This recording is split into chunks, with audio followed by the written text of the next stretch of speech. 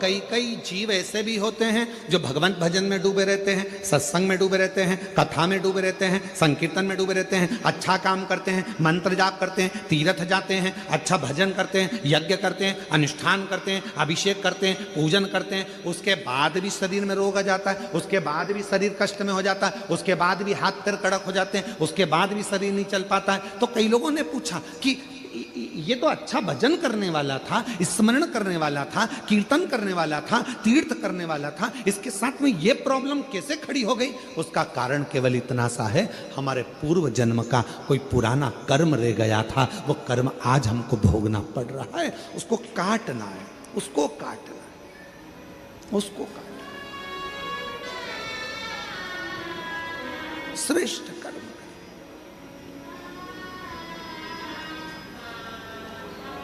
राजा नीलवर्मा शरीर शिथिल, आज धीरे धीरे चलकर राजा नीलवर्मा अर्श पत्नी पद्मावती के पास पहुंच गए। पद्मावती के पास, पद्मावती तो बैठी थी भगवान शंकर की भक्ति में, मंत्र में डूबी हुई थी। वो अखंड मंत्र का जाप करने वाली पद्मावती शिव की अखंड जप माला में डूबी हुई थी। श्री शिवाय नमस्तुभ्यं, श्री शिवाय नमस्तुभ्यं, श्री शिवाय नमस्तुभ्यं, श्री शिवाय नमस्तुभ्यं। पद्मावती अखंड जाप में डूबी हुई थी। राजा नीलवर्मा पहुंच गया और राजा नीलवर्मा ने पद्मावती को देखकर हाथ जोड़कर आज नमन कर कर कहा, मैंने ये शंकर के शिवलिंग को तुड़वाया, मैंने शंकर के मंदिर को तुड़वाया, मैंने शंकर का जो भगवत भजन हो रहा था उसको बंद करवाया, मैंने ये शंकर का जो पार्थिव लिंग का निर्माण तुमने करा था, ये पार्थिव लिंग के निर्माण में मैंने अपना चरण लगाना चाहा। मेरी बुद्धि बेकार हो गई थी, मेरा चित्त बेकार हो गया था, तुम्हारी सुंदरता को देखकर मैं तुम पर इतना आसक्त हो गया था कि मैं कुछ भी नहीं जान पा रहा था और मैंने शिव का अपमान कर दिया, शंकर का अपमान।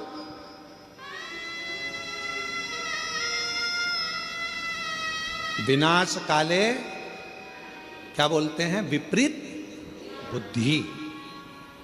विनाश काले विपरीत बुद्धि।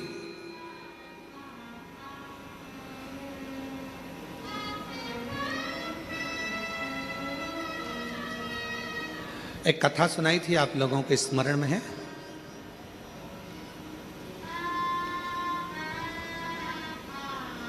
आप सब लोग कौशल प्रदेश के रहने वाले हो, राम जी के ननिहाल के हो। माता कौशल्या की एक कथा सुनाई थी पहले टीवी पर, आप लोगों में से कई लोगों ने सुनी होगी। लंका ने जो हरण, रावण ने जो हरण करा था वो कथा। मां कौशल्या, माता कौशल्या शिव जी की परम आराधना करती थी, भगवान शंकर की परम भक्त थी। और लंका के राजा रावण ने एक बार सारे ग्रहों को एकाग्रित कर कर पूछ लिया था, बताओ ग्रह मेरी मृत्यु कैसे होगी? किसी ग्रह ने जो बताता था, राजा उस लंका का राजा रावण उस ग्रह को बंदी बना लेता था। फिर भी रहा नहीं गया, पूछा तो एक ग्रह ने कह दिया कि तुम्हारी मृत्यु का कारण कौशल राज की लड़की कौशल्या, कौशल्या माता के गर्भ से एक बेटा जन्म लेगा, भगवान श्री राम, वो तुम्हारी मृत्यु का कारण बनेंगे। तो रावण के हृदय में ये बात खल गई और उसने माता कौशल्या जी को उसी समय पर जाकर कौशल राज की नगरी में, इसी छत्तीसगढ़ की पवित्र धरा पर आकर लंका के राजा रावण ने कहा कौशल राज से कि आप एक निवेदन स्वीकार करो, कौशल्या जी को मुझे दे दो, विवाह मेरे साथ करो। नहीं, नहीं,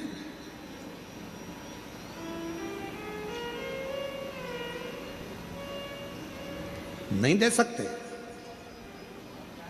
कौशल राज ने मना कर दिया, मेरी बेटी शिव को मानती है, मेरी बेटी सुंदर है, अगर मेरी बेटी चाहे तो आपसे विवाह करे, मेरी बेटी आती होगी, आप उससे पूछ लो। लंका का राजा रावण माता कौशल्या को देखते हैं और इतनी सुंदर माँ कौशल्या को देखकर कहते हैं कि आप मुझसे विवाह करो। कौशल्या जी कहती हैं कि विवाह, ये कथा हमने देवघर में श्रवण कराई थी शायद, आप लोगों ने सुनी होगी। किस किस ने सुनी थी, जरा हाथ उठाओ। सबने सुनी है? तो देवघर में कही थी ये कथा। कौशल्या माता ने कहा, हे लंकापति रावण, अगर तुम मुझसे विवाह करना चाहता है तो मेरी शर्त एक है, तेरी लंका में शंकर का शिवलिंग पहुंच जाएगा तो मैं तुझसे विवाह करूंगा। रावण गया शिवलिंग लेने, शंकर जी के पास जाकर शिवलिंग मांगा, लेकर जाने लगा। पर मां पार्वती जी नहीं चाहती थी कि ये शिवलिंग पहुंचे। भार उत्पन्न हो गया उस शिवलिंग में। लंका के राजा रावण ने पृथ्वी पर रख दिया। वो शिवलिंग लंका तक नहीं पहुंचा, देवघर में बाबा बैद्यनाथ जी के रूप में पूजित हो गया। पूजित नहीं गया।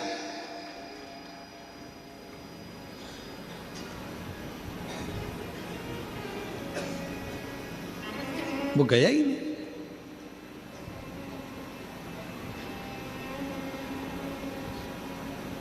एक बेजू ग्वाले के हाथ में, कौन था बेजू ग्वाला? स्वयं गणेश जी महाराज,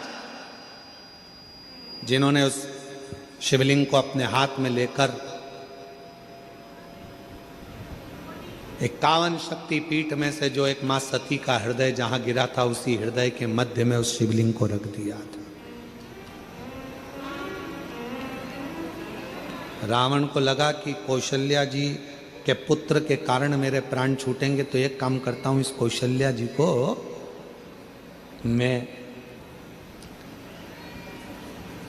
हरण कर कर छुपा कर पेटी में बंद कर कर समुद्र में डाल देता हूं। और एक मछली के मुख में वो पेटी रख दी थी। वो मछली की लड़ाई एक बड़े मछुए से हुई। मुख खुला मछली का, पेटी गिर गई, एक टापू पर चली गई। वहीं से दशरथ जी निकल कर जा रहे थे, बंद पेटी को देखा तो खोला, उसमें कौशल्या जी थी। पूछा तुम कैसे आई? सारी कथा सुना दी।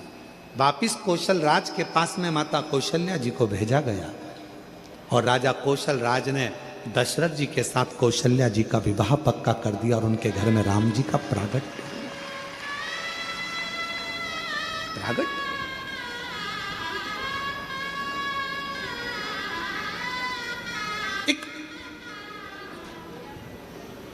अर्श पत्नी पद्मावती के पास में राजा जाकर कहता है, राजा नीलवर्मा कहता है, अरे तुम इतनी सुंदर थी कि तुम्हारी सुंदरता के चक्कर में मैंने शिव का अपमान कर दिया।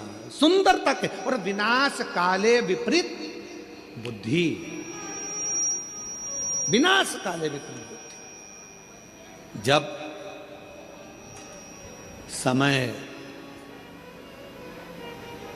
पलटी मारता है तो बुद्धि भी अपने आप विपरीत होती चली जाती है। विपरीत।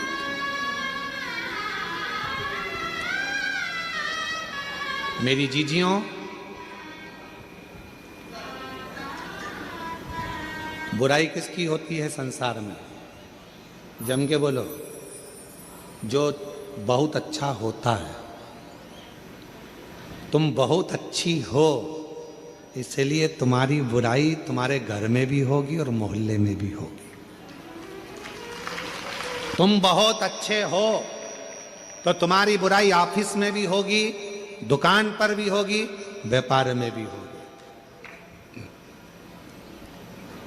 बुराई किसकी होती है? जो अच्छा होता है। अच्छे में से ही बुरा ढूंढा जाता है। बुरे में से कभी कोई बुरा ढूंढता है क्या? अरे बोलो तो जम के नहीं। बुराई जिसके अंदर भरी होगी उसमें से कोई बुराई नहीं ढूंढेगा। तुम कभी भी देखना, बहुत सारे ऐसे पियक्कड़